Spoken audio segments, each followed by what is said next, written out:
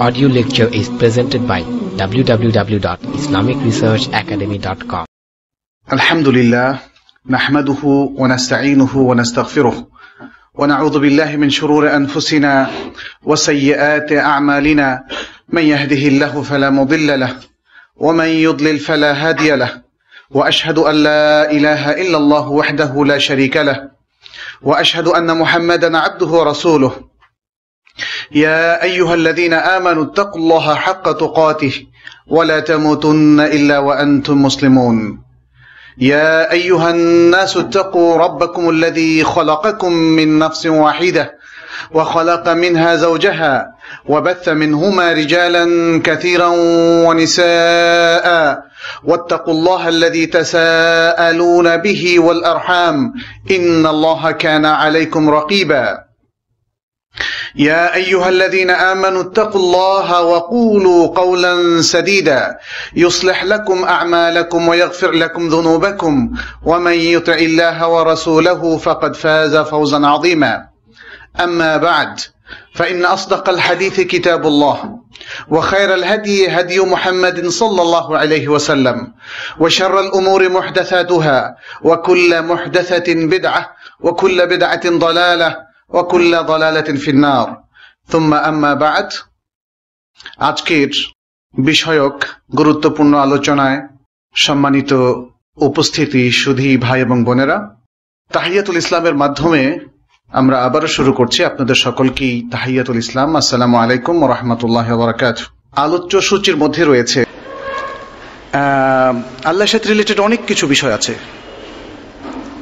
আল্লাহ কি করছেন, আল্লাহর অ্যাট্রিবিউটগুলো কি, আল্লাহ কোথায় আছেন ইত্যাদি বিষয়গুলো উত্তর কিন্তু কোরআন এবং হাদিসের মধ্যে আছে। দ্বিতীয় আরেকটি বিষয়, সেটি হচ্ছে অ্যাঞ্জেলস, যেটাকে আমরা মালাইকা বলি বা ফেরেশতা। ফেরেশতাদেরকেও বোধ করি আপনারা কেউ দেখেননি। সুতরাং ফেরেশতাদের সম্পর্কিত যে তথ্যটা সেটা আমরা ওহীর মধ্যে পাই, কোরআনে অথবা হাদিসের মধ্যে, এবং সেটিও আনসিন ওয়ার্ল্ড। ফেরেশতারা তারা অসংখ্য।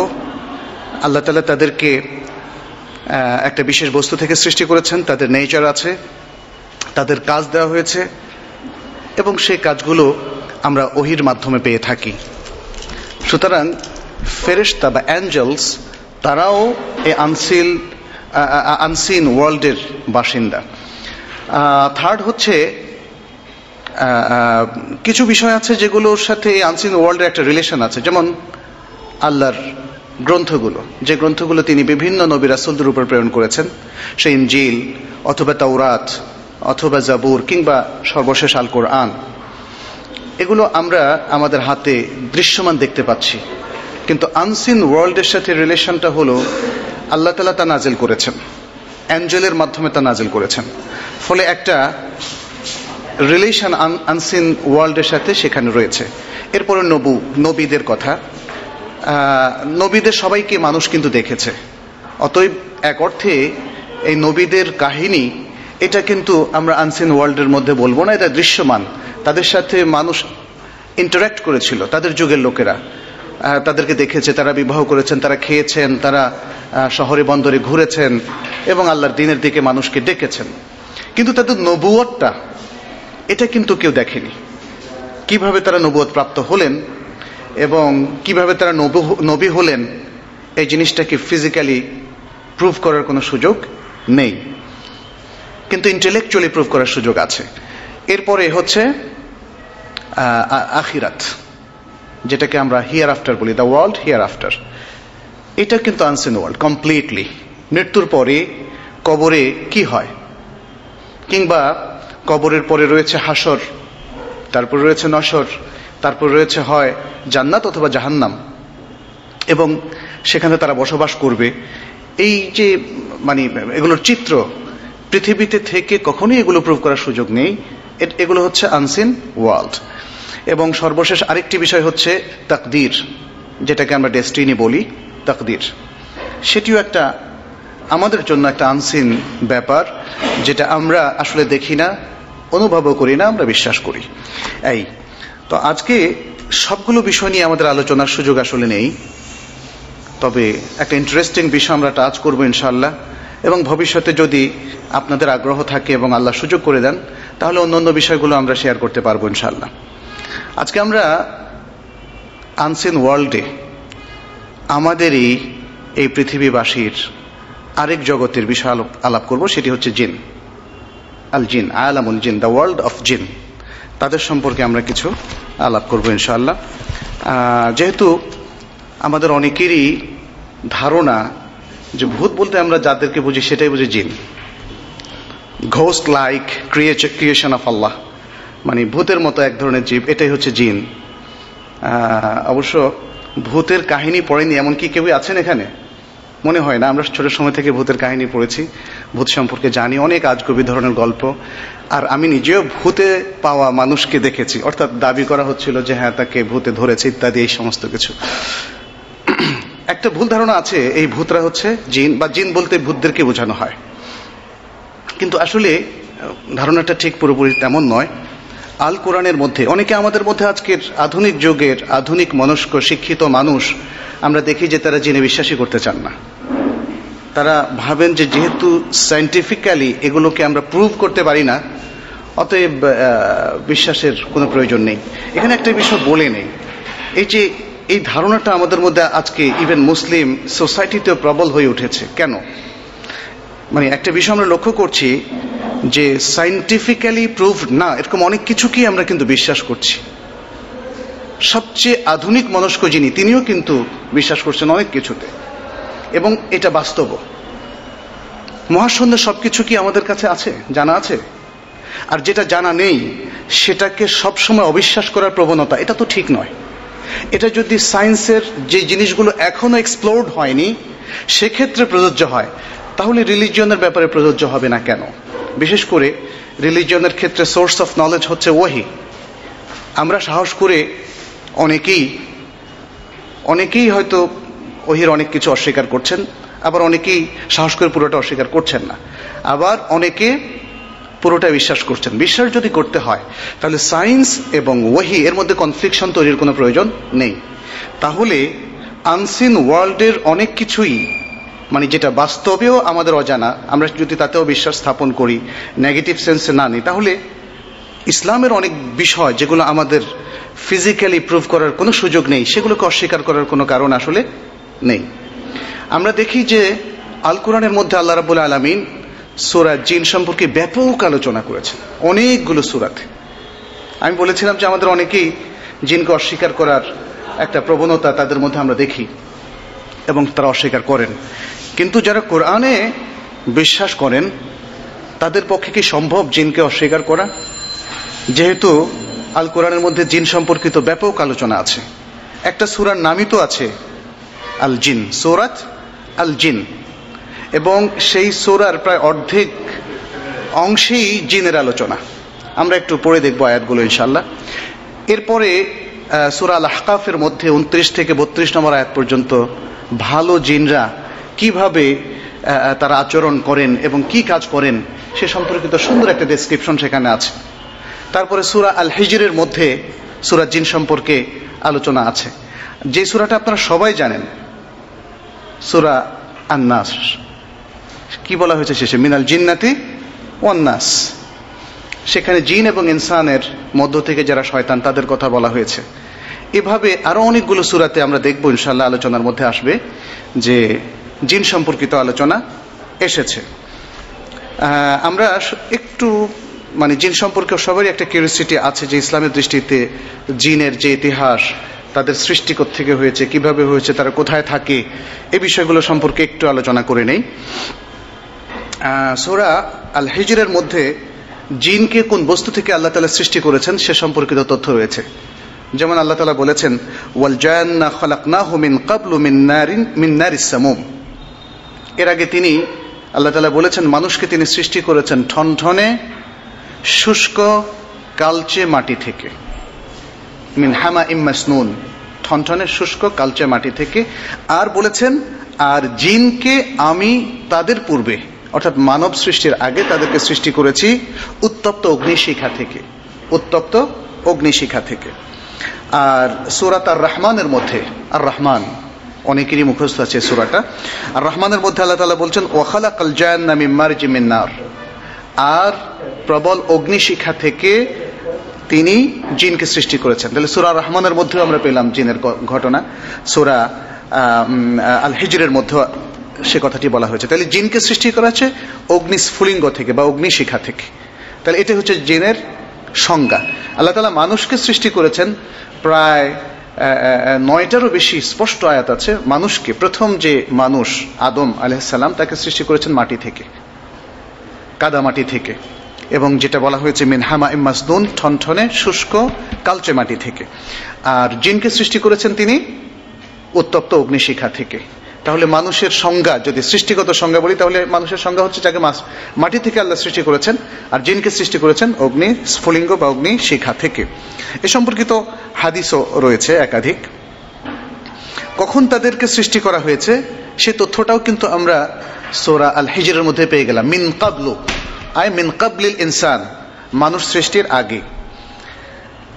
আচ্ছা, আল্লাহ তাআলা জিনদের যে নেচার, সৃষ্টিগত যে বৈশিষ্ট্য, সেটাও তুলে ধরেছেন আরেকটি সূরায়, সেটি হচ্ছে সূরা আল আরাফের মধ্যে, সূরা আল আরাফের মধ্যে। তাহলে সূরা আল আরাফের মধ্যেও এটা আরেকটা সূরা যেখানে জিনদের ঘটনা বর্ণিত হয়েছে। আল্লাহ তাআলা বলছেন ওয়ালাকাদ যারানা লিজাহান্নামা কাসীরাম মিনাল জিন্নি ওয়াল ইনস, আমি জাহান্নামের জন্য সৃষ্টি করেছি অনেক জিন এবং অনেক মানুষকে।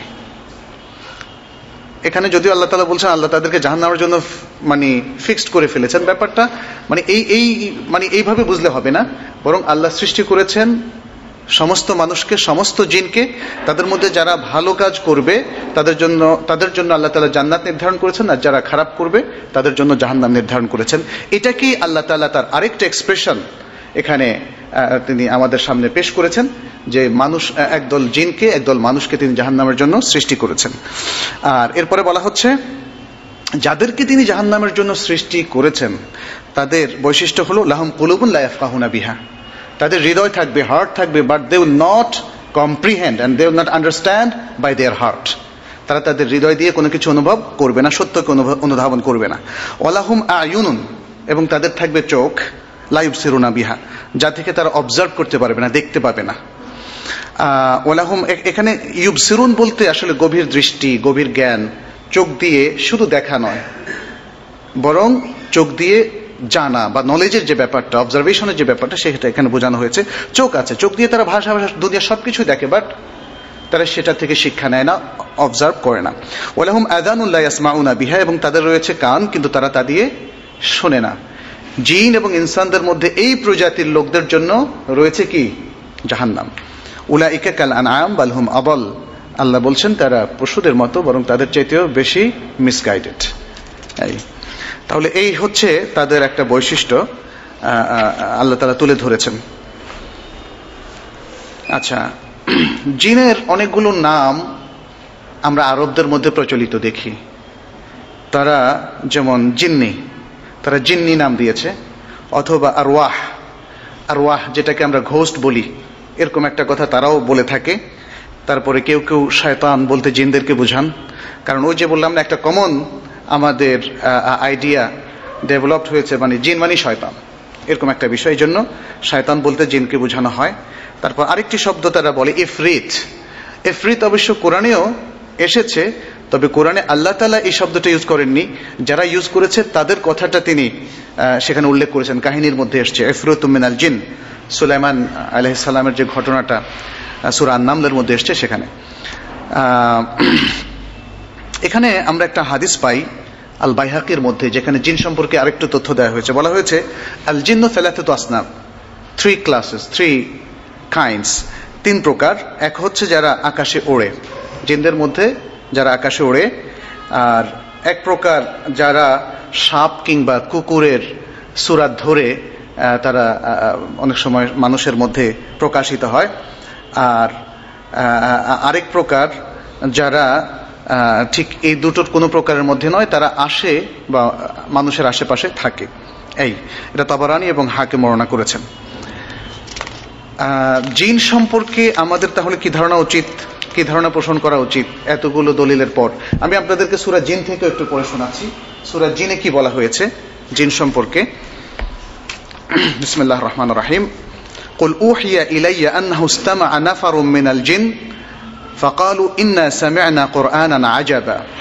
বলো যে আমার কাছে ওহী করা হয়েছে যে একদল জিন শুনেছে কি রাসূল সাল্লাল্লাহু আলাইহি সাল্লাম তখন কাবা চত্বরে ছিলেন, তিনি ফজরের সময় কোরআন তেলাওয়াত করছিলেন, হয় নামাজের মধ্যে অথবা নামাজের বাইরে।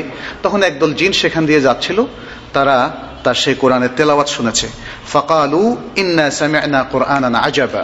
তখন তারা বলল যে আমরা এক আজব, এক অদ্ভুত ধরনের কোরআন আমরা শুনেছি। ইয়াহদি ইলা রুশদ, যে কোরআন মানুষকে সত্যের দিকে পথ দেখায়।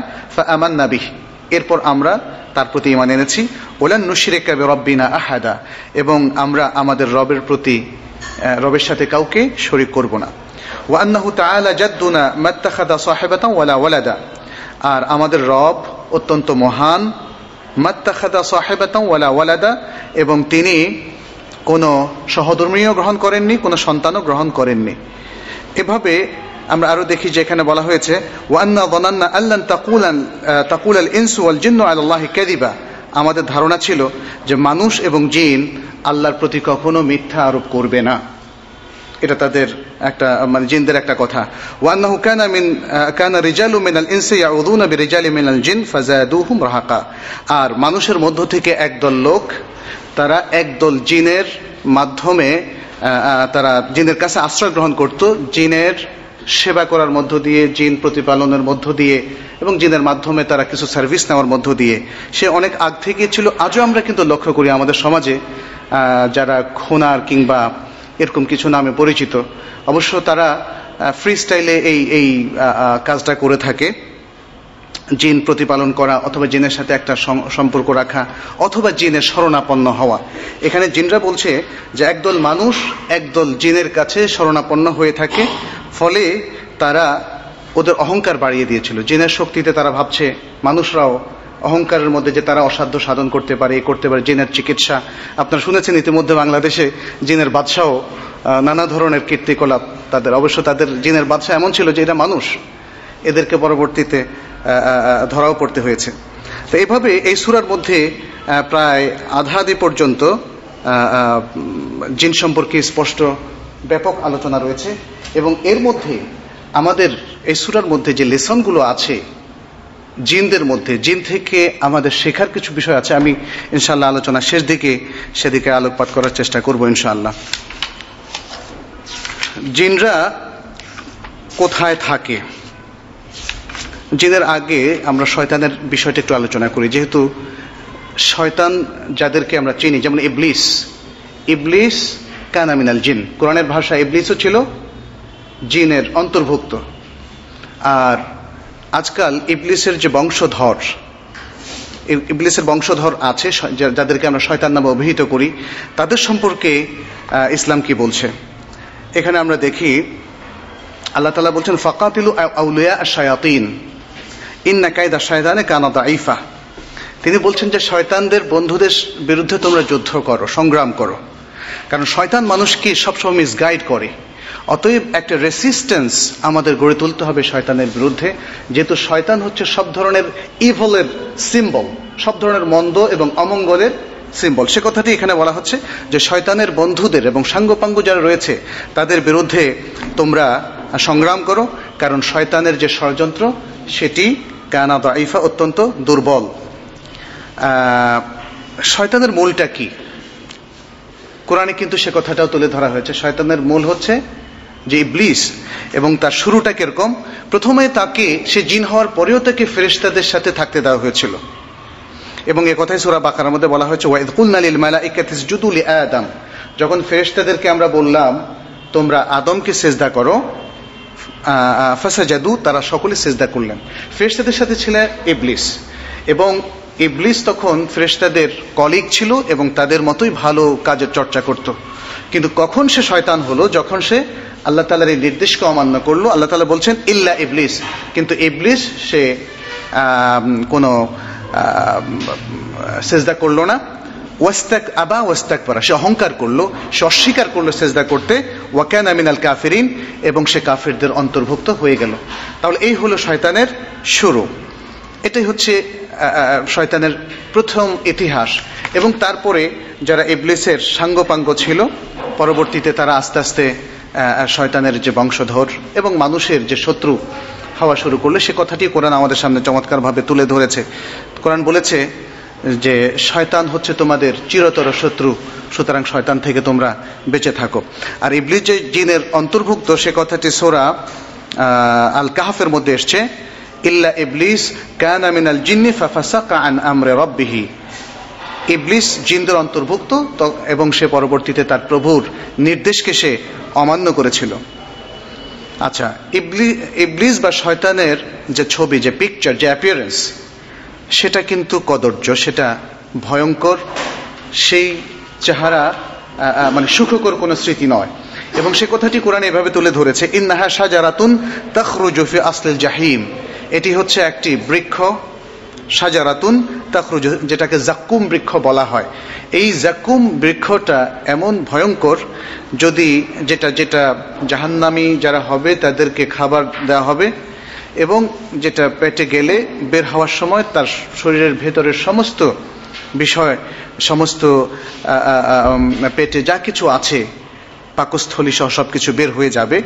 এই ভয়ঙ্কর গাছটি জাহান্নামের মধ্য ভাগে আছে, কেন্দ্রে রয়েছে, এবং বলা হয়েছে তলউহা কাআন্নাহু রুউসুশ শায়াতিন।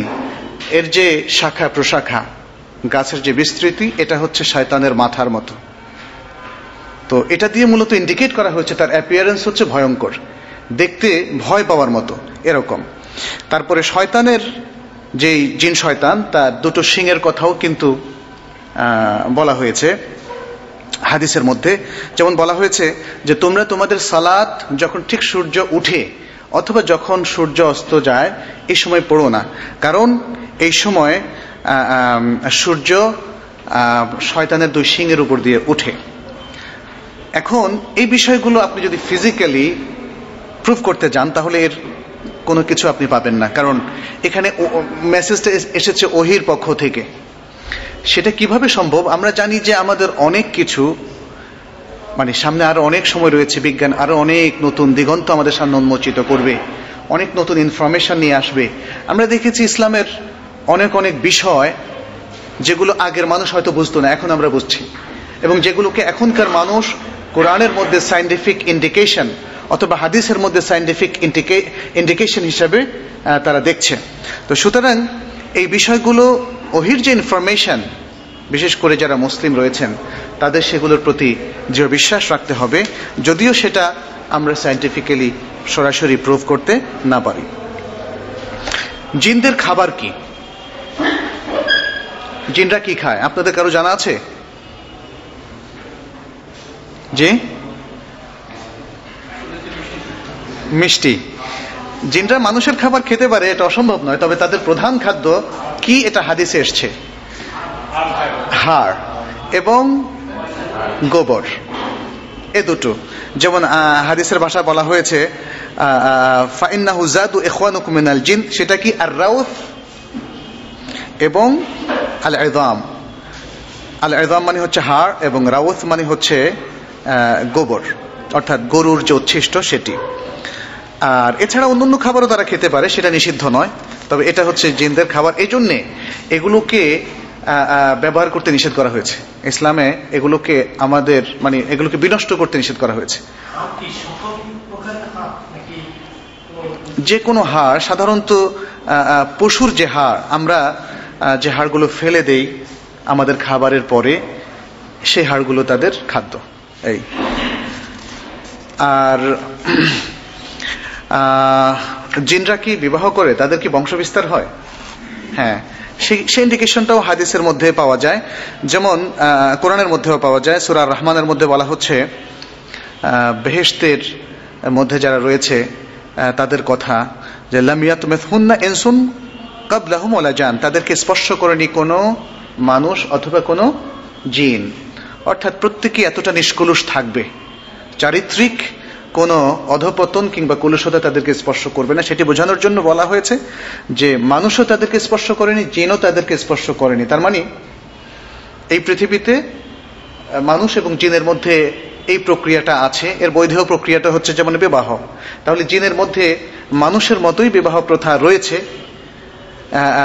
যেহেতু জিনের মধ্যেও বিলিভার বা মোমেন এবং আনবিলিভার এবং অমুসলিম বা যারা বিশ্বাসী নয় এরকম রয়েছে। সুতরাং বিবাহ প্রথা তো অনুসরণ করবে তারাই যারা সাধারণত বিশ্বাসী, এবং অন্য ধর্মের মধ্য থেকেও যারা আসমানি কিতাব গ্রন্থ প্রাপ্ত হয়েছিল তাদের মধ্যেও বিবাহ আছে। অবশ্য পৃথিবীর যে কোনো ধর্মের মধ্যেও বিবাহ আছে, কিংবা যারা ধর্ম মানে না তাদের মধ্যেও বিবাহ দেখা যায়, যদিও আজকাল এই প্রথাটার প্রতি অনেকেই বিরাগভাজন হয়ে গিয়েছেন। কিন্তু ইসলামের বিধান হচ্ছে বিবাহ প্রথাটাই হচ্ছে বংশ প্রক্রিয়া বৃদ্ধির বা দাম্পত্য সম্পর্ক স্থাপনের একমাত্র বৈধ পদ্ধতি। সেটা জিনের মধ্যে আছে এবং এভাবে জিন তাদের বংশ বৃদ্ধি করে থাকে। সে কথাটি সূরা আল কাহফের মধ্যে এবং সূরা আল কাহফের মধ্যে এসেছে, আফাতাত্তাখিযুনাহু ওয়া যুররিয়াতাহু আউলিয়া মিন দুনি ওয়া হুম লাকুম আদু। শয়তানের কথা বলা হচ্ছে যে আমাকে ছেড়ে, আল্লাহ বলছেন আমাকে ছেড়ে তোমরা কি শয়তানের সাঙ্গপাঙ্গদেরকে এবং তার বংশধরদেরকে বন্ধু হিসাবে গ্রহণ করবে, অথচ তারা তোমাদের জন্য শত্রু। এখানে স্পষ্টভাবে বোঝা যাচ্ছে যে জিনরাও তাদের বংশবৃদ্ধি করে, তাদের মধ্যে বিবাহ প্রথা আছে। তো এই নিয়ে আরো অনেকগুলো বিষয় আছে, যেমন তারা কি খায়, তারা আদৌ খায় কিনা, এখানে নানা ধরনের গবেষণা আছে। কারো কারো মত যে না তারা কিছু খায় না, কিন্তু আমরা স্পষ্ট হাদিস থেকে জানলাম যে না তাদেরও খাদ্য আছে। আরেকটি বিষয়, এই ধরনের গল্প মনে আমরা শুনেছিলাম যে গ্রামে সাধারণত এই জিনিসগুলো ঘটতে দেখা যায়, যে বিশেষ করে মেয়েদেরকে যখন কোনো জিনে ধরে তখন বলা হয় যে জিনে তাকে নিয়ে গিয়েছে এবং বিয়ে করেছে।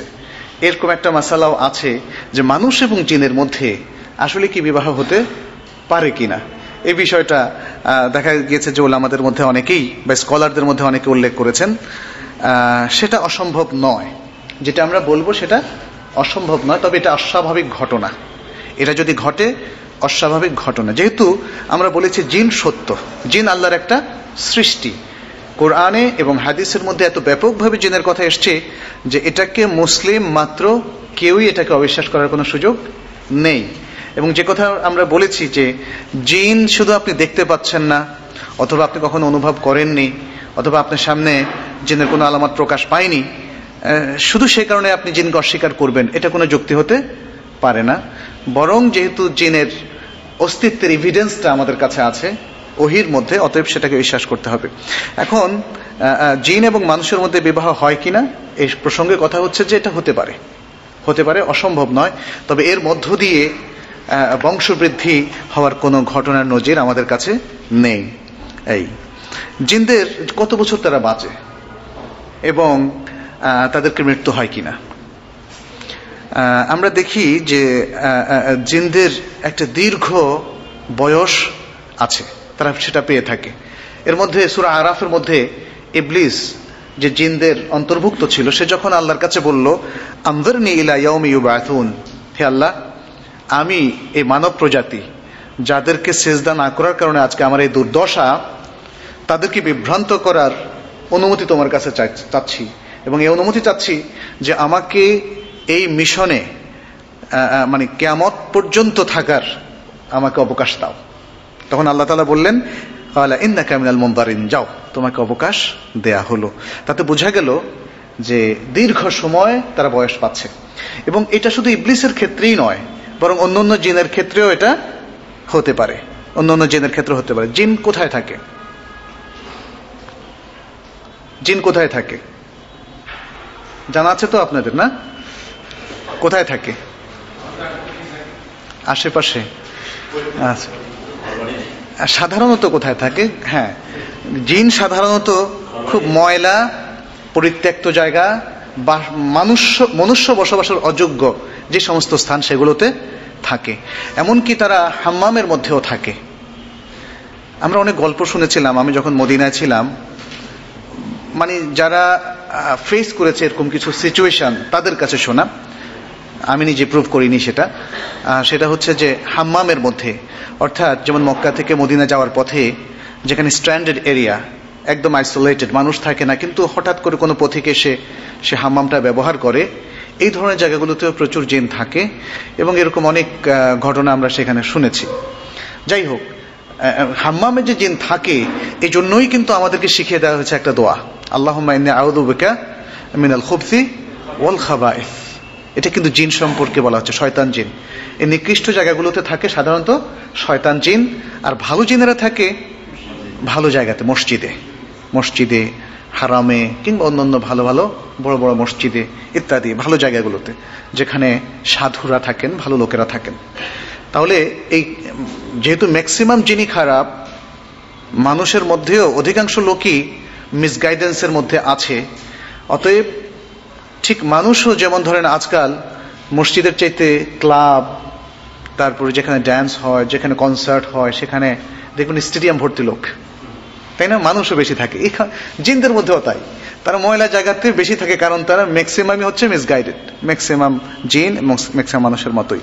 তো এই জন্য যে যেমন ধরেন নতুন কোনো জায়গাতে যারা যাবেন তাদের জন্য কিন্তু সুন্দর দোয়া শিখিয়ে দেওয়া হয়েছে, রব্বে আনজিলনি মুনজালাম মুবারাকা ওয়া আনতা খায়রুল মুনজিলিন।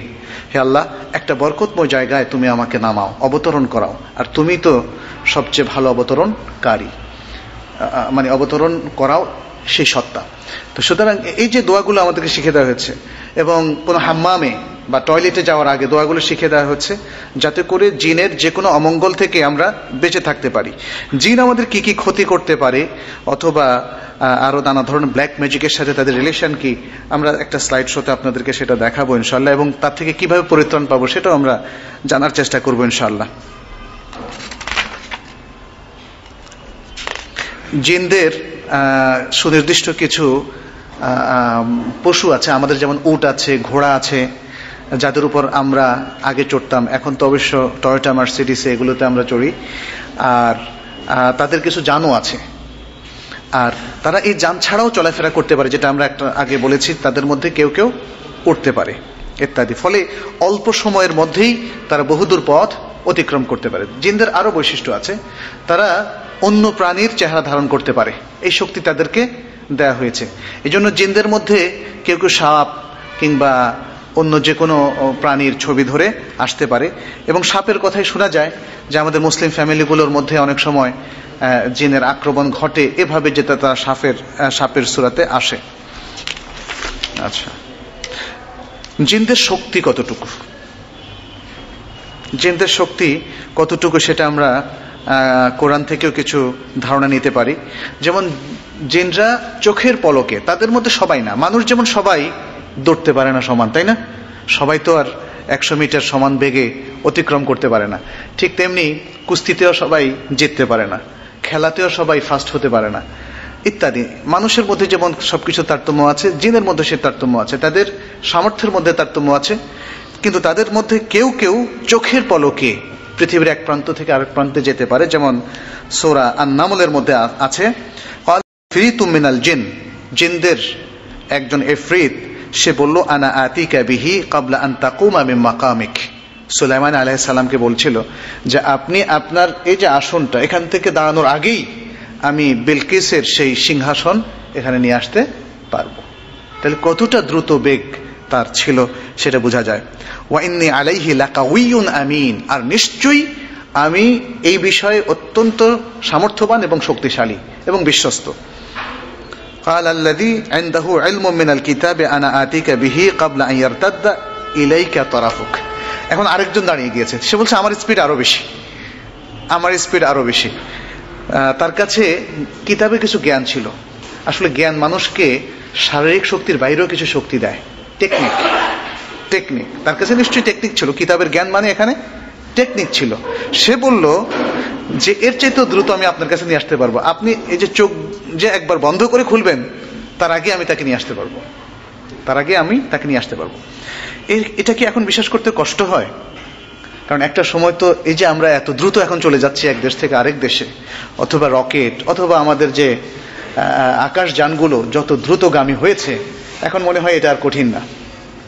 আমি একটা সায়েন্স ফিকশন পড়েছিলাম অনেক আগে, কিশোর বয়সে। সেখানে পড়েছিলাম যে মানুষ বিভিন্ন গ্রহে বসবাস করতে থাকবে। তখন ভাইয়ের হবে এক গ্রহে বসবাস, বোনের হবে আরেক জায়গায়, তারা কয়েক সেকেন্ডে এক গ্রহ থেকে আরেক গ্রহে যাবে ইত্যাদি। মানে যান তখন এত দ্রুতগামী হবে, এবং সেখানে আলো কিংবা শব্দের বেগের সাথে চিন্তা করে তারা হয়তো ওই দ্রুতগামী বের করবে। যাই হোক, সেটা অসম্ভব নয়, আমরা বলছি না যে সেটা অসম্ভব, এটা সম্ভব হতেও পারে যেভাবে বিজ্ঞান এগিয়ে যাচ্ছে। কিন্তু মানে এই যে এগিয়ে যাওয়াটা, এটা কিন্তু ইসলামের সাথে কন্ট্রাডিক্টরি নয়, এই জিনিসটা ভাবতে হবে। অনেক সময় আমরা অনেকেই ভাবি ইসলামের অনেক কিছুর সাথে কন্ট্রাডিক্টরি। এই যে এখানেও যেটা হয়তো সে 1400 বছর আগে মানুষ ভাবতো, আরে এটা কি সম্ভব নাকি, চোখের পলকের আগে সে কোথায় কোন দেশ থেকে আবার নিয়ে আসবে, আজকে সেটা সম্ভব। যাই হোক, এখানে আমরা বুঝতে পারলাম যে জিনের গতি অনেক বেশি, সব জিন নয়, এবং এক জিনের গতি আরেক জিনের চাইতেও বেশি হতে পারে যখন তারা টেকনিক প্রয়োগ করবে, তাদের কাছে জ্ঞান থাকবে। দ্বিতীয়ত হচ্ছে, জিন আকাশের খবর অনেক বেশি রাখে আমাদের চাইতে। কেন? কারণ আকাশে আল্লাহ তাআলা ফেরেশতাদের সাথে অনেক সময় কিছু জিনিস মত বিনিময় করেন, অর্থাৎ তাদেরকে কিছু ইনস্ট্রাকশন দেন। ফেরেশতারা তো আল্লাহর ইনস্ট্রাকশনে চলে নাকি নিজে নিজে চলে? আল্লাহর ইনস্ট্রাকশনে চলে। ফলে সেই ইনস্ট্রাকশনগুলো জিনরা গিয়ে শোনার চেষ্টা করে, যাতে শুনতে না পারে। এই জন্য কোরআনের ভাষায় তাদেরকে উল্কাপিণ্ড দিয়ে তাদেরকে আঘাত করা হয় এবং তারা ভয়ে তখন সরে আসে, আধা আধি শুনে, অল্প শুনে। এটা এসে যখন তারা মানুষের কাছে, তাদের সাঙ্গপাঙ্গদের কাছে, বিশেষ করে এটা কারা করে? এটা ভালো জেনেরা করে না, এটা খারাপ জেনেরা করে। আড়ি পেতে শোনা এটা কোনো ভদ্রলোকের কাজ নয়। সুতরাং জিনেরও একই অবস্থা। তো তারা যখন এটা এসে শুনে, তখন পৃথিবীর শয়তানদের কাছে তারা সেই মেসেজগুলো পৌঁছিয়ে দেয়। পৃথিবীতে দেখবেন যে যারা ভবিষ্যৎবাণী করে, অনেক জ্যোতিষীরা অথবা যারা জিনদেরকে পালে, জিনদের সাথে যাদের রিলেশন আছে, তারা এই আধা আধি খবরগুলো দিয়ে মানুষকে কনফিউজ করে। আর মানুষ তো এরকম যে 100টার মধ্যে একটা ঠিক হলেও তার বিশ্বাস জন্মে যায় যে না, তার মধ্যে কিছু মানে শক্তি আছে। ফলে তাকে হিপটোনাইজড করা খুব সহজ হয়। তো এই জিনিসটা আমরা এখানে কোরআনের আয়াতের মধ্যে দেখি। যেমন সূরা আল জিনের মধ্যে আল্লাহ তাআলা বলছেন জিনদের ভাষায়, জিনরা নিজেদের কথা বলছে, ওয়ান্না লামাসনা সামা, আমরা আসমানে গিয়ে আড়ি পাততাম, ফাওয়াজাদনাহা, আমরা সেখানে গিয়ে পেলাম, মুলিআত হারাসান শাদীদা, আসমানের মধ্যে একটা প্রবল প্রহরার ব্যবস্থা করা হয়েছে। অর্থাৎ এটা মানে এটা এই প্রহরাটা ভেদ করে যাওয়াটা খুব টাফ। পুরো আসমানটাকে আল্লাহ তাআলা একটা নিশ্চিদ্র একটা প্রহরার ব্যবস্থা করেছেন। ওয়ান্না কুন্না নাকউদু মিনহা মাকআদা লিস-সামা, আর আমরা সেখানে কোনো কোনো জায়গায় বসতাম শোনার জন্য যে আল্লাহ তাআলা ফেরেশতাদেরকে কি ইনস্ট্রাকশন দিচ্ছেন, তো সেটাকে বন্ধ করা যায় কিনা কোনো মতে, বা কোনো সাবোটেজ করা যায় কিনা, অথবা কোনো ক্ষতি করা যায় কিনা ইত্যাদি। ফামান ইয়াস্তামিউল আন ইয়াজিদ লাহু শিহাবান রাসাদা, ফামান ইয়াস্তামিউল আনা ইয়াজিদ লাহু শিহাবান রাসাদা। তো যে এখন শুনে অথবা যারা শুনে তাদেরকে আল্লাহ তাআলা উল্কাপিণ্ড দিয়ে আঘাত করেন যাতে তারা শুনতে না পারে। তো এখানে যেটা মানে এসছে সেটা হচ্ছে যে তারা আসমানে তাদের একটা অ্যাক্সেস আছে, তারা ফেরেশতাদের কাছাকাছি লুকিয়ে শোনার একটা প্রবণতা তাদের মধ্যে আছে, যদিও তারা সেখানে পুরোপুরি সামর্থ্য হয় না।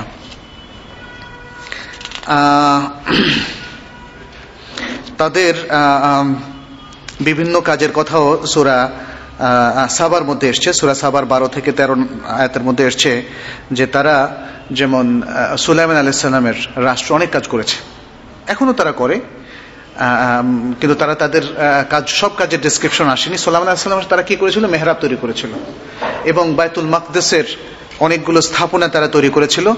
এবং সেই কাজটা কমপ্লিট হওয়ার জন্য আল্লাহ তাআলার পক্ষ থেকে যে একটা বিশেষ উইজডম কাজ করেছিল যে সুলাইমান আলাইহিস সালাম মারা গিয়েছেন, কিন্তু জিনরা সেটা বুঝতে পারেনি। এখানে জিনদের কিছু ব্যর্থতাও দেখা যায়, যে তারা যে প্রবল ক্ষমতা সম্পন্ন, তারা যে সবকিছু বুঝে, ব্যাপারটা মোটেই তা নয়। বরং তারাও টের পায়নি, যেহেতু সুলাইমান আলাইহিস সালামের যে তিনি ইন্তেকাল করেছেন, তার হাতে লাঠি ধরা ছিল, সে অবস্থায় একটা লম্বা টাইম চলে গিয়েছে। যখন স্থাপনার কাজগুলো শেষ হয়ে গেল, তখন দেখা গেল যে উই পোকা বা এই জাতীয় ওই লাঠিটা খেয়ে ফেললো, তখন তিনি পড়ে গেলেন। আর তখন জিনরা বুঝতে পারলো যে সুলাইমান আলাইহিস সালাম তো অনেক আগেই মারা গিয়েছেন। এবং তারা যদি আগে বুঝতে পারতো, কোরআনের আয়াত এভাবে বলা হয়েছে যার অর্থ, তারা যদি বুঝতে পারতো তাহলে তারা বলতো তাহলে এত কষ্ট গলদঘর্ম তো আমাদেরকে হতে হতো না। তাহলে দেখা যাচ্ছে যে তারাও বিভিন্ন ধরনের শৈল্পিক কাজকর্মে বা দুনিয়ার কাজকর্মে তারাও দক্ষ, এবং কোনো কোনো ক্ষেত্রে তারা মানুষের চাইতেও দক্ষ। এ আয়াত থেকে সেটাই বোঝা গেল। তারা বিভিন্ন শেকেল সূরা ধরতে পারে, সে কথা একটু আগে বলেছি। কোরআনে তার দলিল হচ্ছে ওয়াইদ যায়্যানা লাহুমুশ শাইতানু আ'মালাহুম ওয়া ক্বালা লা গালিবা লাকুম লিয়াউম মিনান নাসি ওয়া ইন্নী জারুল লাকুম। যখন শয়তান তাদেরকে, মুসলমানদেরকে, তাদের কাজকে সুশোভিত করে দিল এবং বলল যে আজকে মানুষ, এটা কাফিরদের কথা বলা হচ্ছে, কাফিরদের কথা বলা হচ্ছে যে কাফিরদের কাছে তাদের কাজকে সুশোভিত করে দিল এবং বলল যে আজকে তোমাদের উপর কেউ বিজয়ী হবে না। এটা বদর যুদ্ধের ঘটনা। কাফিররা যারা মদিনা এসেছিল মুসলমানদেরকে নিশ্চিহ্ন করার জন্যে, তখন শয়তান তাদেরকে হেল্প করছিল, নানাভাবে ইন্ধন যোগাচ্ছিল আর সাহস যোগাচ্ছিল, বলছিল তোমাদের পরাজিত হওয়ার কোনো কারণ নেই, তোমরাই বিজয়ী হবে। এবং শয়তান তখন একজন মানুষের সূরত ধরে তাদেরকে উদ্বুদ্ধ করছিল আর তাদেরকে বলছিল ইন্নী জারুল লাকুম, আমি তোমাদেরই প্রতিবেশী, তোমরা ভয় পেও না, তোমরা এগিয়ে যাও। কারণ সে জানে যে এই অবস্থায় সাহস যোগানোর একটা বিশাল একটা পজিটিভ প্রভাব আছে। তারপরে দেখা গেল যে শয়তান আরো কি করলো, ফালাম্মা তারাআতিল ফিআতান, যখন বদরের যুদ্ধে দুই প্রান্তের লোকরা পরস্পর মুখোমুখি হলো, নাকাসা আলা আকিবাইহ, তখন সে তার বিপদটা টের পেল আর কি হলো, তার পশ্চাৎ ধাবন করা শুরু করলো। ওয়াকালা ইন্নী বারিউম মিনক, তখন পরাজিত শক্তিকে সে বলল কি, ইন্নী বারিউম মিনক, তোমাদের সাথে আমার আর কোনো সম্পর্ক নাই। শয়তানের এই হচ্ছে স্বভাব যে যাদেরকে সে সাহস যোগালো, যাদের সে সহযোগী, তাদেরকে ছাড়তেও সে কার্পণ্য করে না। ইন্নী আরা মা লা তারাউন, আমি যা দেখি তোমরা তা দেখো না। কি কাদেরকে দেখেছিল? ফেরেশতাদেরকে দেখেছিল, কারণ তখন মুসলমানদের সাহায্যে এসেছিল ফেরেশতারা। সেটাও কিন্তু সূরা আলে ইমরানের মধ্যে বলা হয়েছে যে মুসলমানদের সাহায্যে প্রচুর ফেরেশতারা নাজিল হয়েছিলেন। এই ফেরেশতারা নানাভাবে তাদের মানসিক শক্তিকে জাগিয়ে তুলেছেন, তাদেরকে সাহায্য করেছেন। ফলে বদরের যুদ্ধে একটা অসম যুদ্ধ হওয়ার পরেও সেখানে মুসলমানরা বিজয় লাভ করেছে। তো এখানে যেটা আমরা দেখতে পাচ্ছি শয়তানের ডুয়েল ক্যারেক্টার, এবং দেখতে পাচ্ছি যে সে একবার বন্ধুর ভূমিকা, আরেকবার পলায়ন পর এক শত্রুর ভূমিকায়, এভাবে সে এখানে এসেছে। এই শয়তানের আরো একটা শক্তি আছে, এই জিন শয়তানের, যেটা বুখারী এবং মুসলিমের হাদিসের মধ্যে রাসূলুল্লাহ সাল্লাল্লাহু আলাইহি ওয়াসাল্লাম বলেছেন যে ইন্না শায়তানা ইয়াজরি মিনাল ইনসানি মাজরাদ দাম, মানুষের শিরায় শিরায় শয়তানের অ্যাক্সেস আছে। শয়তান প্রবাহিত হয়, সন্তরণ করে মানুষের শিরায় শিরায়, অর্থাৎ মানুষের শিরায় সে ধাবমান হতে পারে, সে চলতে পারে, সে ঢুকতে পারে। এখানে একটা বিষয় কিন্তু আমাদের চিন্তার বিষয় আছে, শয়তানকে কেন আল্লাহ তাআলা শিরায় ঢোকার সুযোগটা দিলেন? আমাদের এই শিরার সাথে দুটো জিনিসের খুব ক্লোজ রিলেশন, একটা হচ্ছে হার্ট আর একটা হচ্ছে ব্রেইন। হার্ট এবং ব্রেইন, মানুষের এ দুটো পিণ্ড অথবা এ দুটো স্থান খুবই ইম্পর্টেন্ট। হার্ট যদি স্তব্ধ হয়ে যায় মানুষের জীবন শেষ, ব্রেনও যদি কাজ না করে তাহলে সবই শেষ, তাই না? ব্রেনই তো আমাদের দৃষ্টিশক্তি, আমাদের সব কিছুকে, আমাদের এই প্রত্যেকটা মুভমেন্ট নিয়ন্ত্রণ করছে ব্রেন। তো এখন যেহেতু শিরার মাধ্যমে মানে এই রক্ত সঞ্চালন ঠিক মতো হওয়ার মধ্যে দিয়ে হার্টও ভালো কাজ করে, ব্রেনও ভালো কাজ করে। স্ট্রোক যেখানে হয় সেখানে মানে রক্ত চলাচল ব্যাহত হলেই স্ট্রোক হয় অথবা হার্ট অ্যাটাক করে। তো এখানে বোঝা গেল যে দেখেন, শয়তান আমাদের হার্টে এভাবেই প্রভাব বিস্তার করে, অথবা আমাদের চিন্তা চেতনায়, আমাদের ইন্টেলেক্টের মধ্যে শয়তান এভাবে প্রভাব বিস্তার করে। আসলেও তাই। আজকাল দেখুন অনেক ভালো মানুষ, পৃথিবীতে অনেক ভালো কিছু আমরা দেখি, ভালো কিছুকে মানুষেরই একটা প্রজাতি খারাপের মধ্যে কিভাবে রূপান্তরিত করে, এটা নিশ্চয়ই শয়তানের প্ররোচনা। এবং শয়তান মানুষের ইন্টেলেক্টের উপরে ভালো প্রভাব বিস্তার করতে পারে এই শিরার মধ্য দিয়ে। আর আরেকটা প্রধান উপাদান হচ্ছে আমাদের শরীরের মধ্যে হার্ট। হার্টটা কে হাদিসে, কোরআনের ভাষায় অথবা হাদিসের ভাষায় বলা হচ্ছে কলব। সুবহানা ইয়া মুকাল্লিবাল কলব, মানে যেটা খুব দ্রুত পরিবর্তন হয়। মানে আপনি একটু আগে একটা মত পোষণ করছিলেন, এখন আরেকটা মত পোষণ করছেন। এর পুরোটাই ইন্টেলেক্টের কাজ নয়, এর সাথে হার্টেরও একটা মানে একটা কন্ট্রিবিউশন আছে। সে কন্ট্রিবিউশনটা হচ্ছে মনে মনে আপনি একটা সিদ্ধান্ত নিলেন, কারণ সিদ্ধান্ত তো নেয় মন। এখানে যারা সায়েন্স নিয়ে অথবা সাইকোলজি নিয়ে গবেষণা করেন তারা হয়তো আরো ভালো বলতে পারবেন। আমরা সিদ্ধান্ত নেই মন দিয়ে, হার্ট দিয়ে, বাই হার্ট। আমরা ইমানটা গ্রহণ করি বাই হার্ট, তাই না? আমরা মেমোরি করি বাই হার্ট। এই জন্য আমরা বলি আমার মনে নাই, অথবা ভুলে গিয়েছি, মন থেকে সেটা বিস্তৃত হয়ে গিয়েছে ইত্যাদি। তো এই মনটা অনেক কিছুকে অ্যাকসেপ্ট করে, আবার অনেক কিছুকে অ্যাকসেপ্ট করে না। এই মনটা যখন সত্যকে অ্যাকসেপ্ট করে তখন শয়তান পরাজিত, আর এই মনটা যখন অসত্যকে, মিথ্যাকে অ্যাকসেপ্ট করে তখন শয়তান বিজয়ী। এবং শয়তানের অ্যাক্সেসের কারণে সেটা সম্ভব। শয়তান অনেকাংশেই বিজয়ী, কারণ পৃথিবীর অধিকাংশ মানুষের মধ্যেই মন্দটাই কাজ করে দেখা যাচ্ছে। আল্লাহ তাআলা আমাদের সবাইকে রক্ষা করুন, আমিন। আচ্ছা, শয়তান এবং জিনের কিছু দুর্বলতা আছে, উইকনেস। তাদের এই পয়েন্ট অফ উইকনেসগুলো কি? এক নম্বর হচ্ছে কোরআনের ভাষায় যে আল্লাহর ভালো বান্দাদের উপরে তাদের কোনো অ্যাক্সেস নাই। যেমন সূরা আন-নিসার মধ্যে, না সূরা সাবার মধ্যে বলা হয়েছে ইন্না ইবাদি লাইসা লাকা আলাইহিম সুলতান ওয়া কাফা বিরাব্বিকা ওয়াকিলা। এটা সূরা ইসরার মধ্যে, সূরা বনী ইসরাইল 65 নম্বর আয়াত, যে আমার বান্দাদের উপর তোমার কোনো অ্যাক্সেস নাই, তোমার কোনো আধিপত্য নাই। আর সূরা সাবার মধ্যে বলা হয়েছে ওয়া মা কানা লাহু আলাইহিম মিন সুলতান ইল্লা লিনা'লামা মান ইউমিনু বিল আখিরাতি মিম্মান হুয়া মিনহা ফি শাক। আর শয়তানের তাদের উপরে, আমার বান্দাদের উপরে, আমার প্রিয় বান্দা বা সৎ বান্দাদের উপরে কোনো আধিপত্য নাই, তবে কোনো কোনো ক্ষেত্রে তাদেরকে আধিপত্যের সুযোগ দেওয়া হয়েছে যাতে আমি জানি যে কে আখিরাতের প্রতি বিশ্বাস স্থাপন করে ওই ব্যক্তি থেকে যে ব্যক্তি আখিরাতের ব্যাপারে কনফিউজড। এই পৃথক করার জন্য আমি শয়তানকে কিছু আধিপত্য দেই, কারণ শয়তানের এই কারুকার্যের মধ্য দিয়ে প্রমাণিত হয় একজন ব্যক্তি তার নিজের হার্টকে, নিজের ইন্টেলেক্টকে শয়তানের এই প্ররোচনা থেকে রক্ষা করতে পারে কিনা। এবং সূরা আল হিজরের মধ্যে এসেছে যে আল্লাহ তাআলা বলছেন ক্বালা রাব্বি বিমা আগওয়াইতানি লা উযায়্যিনান্না লাহুম ফিল আরদি ওয়া লা উগওয়িয়ান্নাহুম আজমাইন। শয়তান বলল যে হে আমার রব, যেহেতু আপনি আমাকে বিভ্রান্ত করেছেন, এই যে একটা নির্দেশ দিলেন সিজদার আর আমি করলাম না, এটার কারণ তো আপনি এই নির্দেশ না দিলে তো আর আমি অমান্য করতাম না। দোষ হয়ে গেল এখন কার? শয়তানের ভাষা দোষ হয়ে গেল আল্লাহর। কিন্তু আসলে মানে যে লঙ্ঘন করেছিল সে শয়তান নিজে, অহংকারের কারণে। তখন সে বলল যেহেতু আপনি আমাকে বিভ্রান্ত করেছেন, অতএব আমি আপনার বান্দাদের উদ্দেশ্যে জমিনে সমস্ত খারাপ কিছুকে সুশোভিত করে দেব এবং অবশ্যই আমি তাদের সবাইকে বিভ্রান্ত করব। ইল্লা ইবাদাকা মিনহুমুল মুখলাসিন, তবে আপনার সিনসিয়ার বান্দাদের কথা আলাদা, যারা একনিষ্ঠ সৎ বান্দা, তাদের উপর আমার কোনো আধিপত্য নেই। এভাবে আরো অনেকগুলো আয়াত রয়েছে। এটা হচ্ছে শয়তানের একটা পরাজয়, যে সে আল্লাহর ভালো মুত্তাকি বান্দাদেরকে, যারা জ্ঞানের আলোকে চলে। মুত্তাকি বলতে অনেক সময় আমরা বুঝি শুধু বেশভূষায় মুত্তাকি, এটা হলে হবে না। জ্ঞানের শক্তি তাদের মধ্যে থাকতে হবে, জ্ঞান দ্বারা আলোকিত হতে হবে, এবং জ্ঞানের শক্তি তখন পৃথিবীর সমস্ত প্ররোচনা থেকে তাদেরকে রক্ষা করবে। তাহলে শয়তান তাদের উপর কখনোই বিজয়ী হতে পারবে না। তবে একটা বিষয়, যেহেতু এই বিশ্ব আমাদের জন্য একটা পরীক্ষা গৃহ, অতএব শয়তানকে সাময়িক অথবা আংশিকভাবে মুসলমানদের অনেক ক্ষেত্রে তাকে অ্যাক্সেস দেওয়া হবে। অর্থাৎ ভালো মুসলমানদেরকেও সে কনফিউজ করতে পারবে, ভালো মুসলমানদেরকেও সে বিভ্রান্ত করতে পারবে, খারাপ পথে, পাপের পথে সে নিয়ে যেতে পারবে।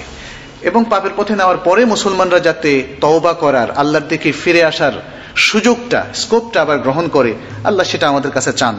তো সেই সুযোগটা দেওয়ার জন্য তো পাপ করতে হবে। এই জন্য একটা হাদিসে এভাবে এসছে যে দেখো বনি আদম, তোমরা যদি পাপ না করো, দেখেন মানে হয় জন্য পাপ করার প্রতি আল্লাহ তাআলা খুবই উদ্বুদ্ধ করছেন আমাদেরকে। তোমরা যদি পাপ না করো তাহলে তোমাদের জায়গায় আমরা একদল জাতি তৈরি করব, যারা পাপ করবে, অনুতপ্ত হবে, ক্ষমা চাইবে। আল্লাহ চান যে তওবার চর্চা হোক, মানুষ তার কাছে ফিরে আসুক। ঠিক অনেক সময় আমাদের প্যারেন্টসরা, মা বাবা, যেমন বাচ্চারা যদি একদম চুপচাপ বসে থাকে, বোকা, মা বাবার কাছে ভালো লাগবে না। কিন্তু বাচ্চাটা একটু দুষ্টামির পাশে দুষ্টামি করবে, কিন্তু যত উল্টাপাল্টাই করুক, যদি মা বাবার কাছে আবার ধরা দেয় কি ভাল লাগে। আল্লাহর বিষয়টাও তাই, যেহেতু আল্লাহ তাআলা তার বান্দাদেরকে একটা পরীক্ষায় ফেলেছেন, কিন্তু তিনি চান যে কোনো স্কোপে বান্দা ফিরে আসুক এবং তিনি তাকে ক্ষমা করে দেবেন, যত বড় পাপী হোক না কেন। অনেক সময় ইনফরমেশনগুলো আমাদের কাছে না থাকার কারণে আমরা হয়তো মিসগাইডেড হই, আর অনেক সময় মানে অন্য চিন্তা, ভিন্ন চিন্তা আমাদেরকে আবির্ভূত করার কারণে, অথবা নাস্তিকতার চিন্তা আমাদেরকে আবির্ভূত করার কারণে আমরা মিসগাইডেড হই। তখন ইসলামের যে কোনো চিন্তা ভাবনাই দেখা যাচ্ছে আমাদের কাছে মানে একটু প্রশ্নবোধক হয় তখন থেকে আমরা নেগেটিভ সিদ্ধান্ত নিয়ে নেই। কিন্তু আসলে তো আল্লাহ যদি আমাদের স্রষ্টা হয়ে থাকেন এবং ওহির বক্তব্য যদি এটা হয়ে থাকে, আমার বুঝে আসুক আর না আসুক, আমাকে সেটা কিন্তু অ্যাকসেপ্ট করতেই হবে। এবং আমি কি বিশ্বাস করছি না করছি সে অনুযায়ী আমার ভবিষ্যৎ নির্ধারণ হচ্ছে না। জান্নাত জাহান্নাম, আপনি যদি মনে করেন যে জান্নাত জাহান্নাম বলে কিছু নেই, বাস সেটাই আপনার জন্য সত্য হবে, ব্যাপারটা তা নয়। যেটা সত্য সেটা সত্য হবে, মানুষ যাই ভাবুক না কেন, মানুষ ভালো করুক আর মন্দ করুক, আল্লাহ যা নির্ধারণ করে রেখেছেন সেটাই সত্য হবে। এবং সত্য কয়েক রকম হয় না, যে যেমন ভাবে সত্য তেমন হয় না। সত্য হয়, সত্য সত্যের পথে চলে, এবং সত্যের একটা রিসোর্স থাকে, একটা রেফারেন্স থাকে, এবং একটা ভান্ডার থাকে। সত্যের ভান্ডার থেকে সত্যকে জানতে হবে, নিজের চিন্তা থেকে সত্যকে জানলে সেখানে আসলে সত্য পথে অগ্রসর হওয়া যাবে না। আচ্ছা, আমরা স্লাইড শো থেকে কিছু একটু দেখি। এটা কি বন্ধ হয়ে গিয়েছে নাকি? একটু দেখেন।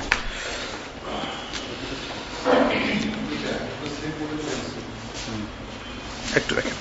আচ্ছা, আমি স্লাইডটা দেখানোর আগে কয়েকটা বিষয়, এই জিনের বিষয়ে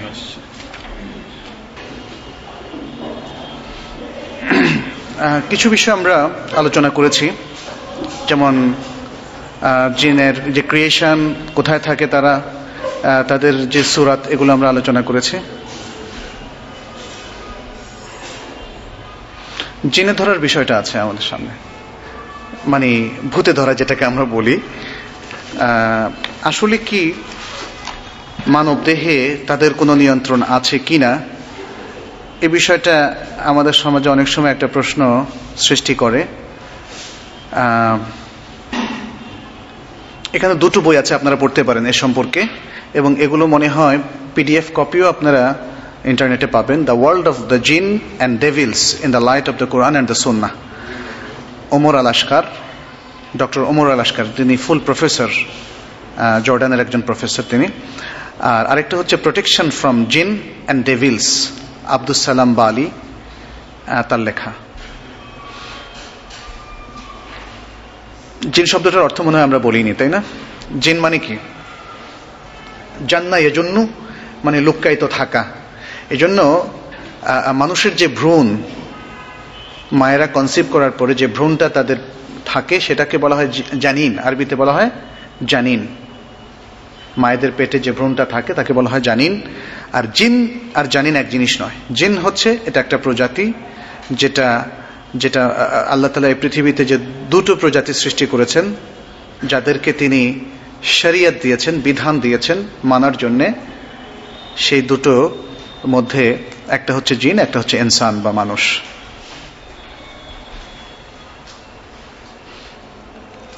আমরা এই আয়াতগুলো আপনাদেরকে পড়ে শুনিয়েছি এর আগে। জিনদের মধ্যে বিশ্বাসীও আছে, অবিশ্বাসীও আছে।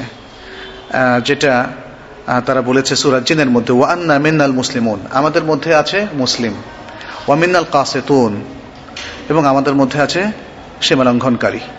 ফামান আসলামা, আর যারা ইসলাম গ্রহণ করেছে, ফাউলাইকা তাহাররাউ রাশাদা, তাহলে এরাই সত্যকে গ্রহণ করতে পেরেছে। জিন তো আছে, এটা আমরা একটু আগে আলোচনা করেছি, কোরআনে আছে, হাদিসে আছে, এবং সারা পৃথিবীর সমস্ত ইসলামিক স্কলাররা একমত। এখানে কিন্তু কেউ দ্বিমত করেননি, যে কোনো মুসলিম স্কলার যে জিন আছে কিনা এই ব্যাপারে সন্দেহ পোষণ করেছেন, করেননি, কারণ এটা সম্ভব নয়, কারণ এটা ওহির ইনফরমেশন। আচ্ছা, জিন মানুষের শরীরে ঢুকতে পারে, জিন মানুষের শরীরে ঢুকতে পারে, সে বিষয়টা আমরা একটু পরে আসছি। ঢুকতে পারে, যে হাদিসটা আমরা একদম লাস্টে বলেছিলাম, যে শয়তান মানুষের শিরা উপশিরায় চলতে পারে, তার অ্যাক্সেস আছে, সে হাদিসটা আমরা একটু আগে উল্লেখ করেছি। জিন কোথায় থাকে সেটা আমরা বলেছি, যে খুবই নিকৃষ্ট জায়গাতে, সাধারণত খারাপ জিনগুলো, আর ভালো জিনগুলো মসজিদে অথবা ভালো জায়গাতে। দুটো কথা এখানে এসছে। জিন কোনো কোনো পশুর আকৃতি ধারণ করতে পারে, এটা বুখারী হাদিস থেকে প্রমাণিত। আচ্ছা, ধোঁয়ার আকৃতিতে তাদের ওয়েস্টেজগুলো শেষ হতে পারে বা তাদের জীবন অবসান হওয়ার সময় ধোঁয়ার আকৃতি দেখা যেতে পারে। এটাও বুখারীর আয়াত থেকে আমরা জানতে পারি। আচ্ছা, 6 ধরনের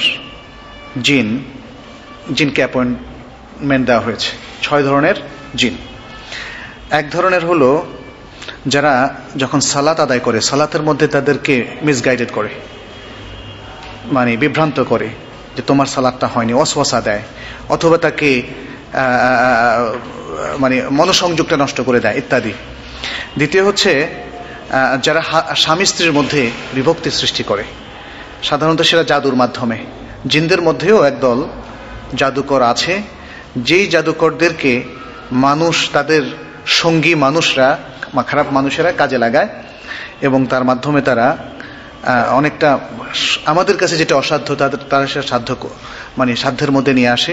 কোনো পরিবারের কারো চুল নিয়ে সেখানে জাদুটোনা করে গিট দেয় এবং অনেক সময় দেখা যাচ্ছে এই ভেদটা উদ্ধার করা খুব কঠিন হয়।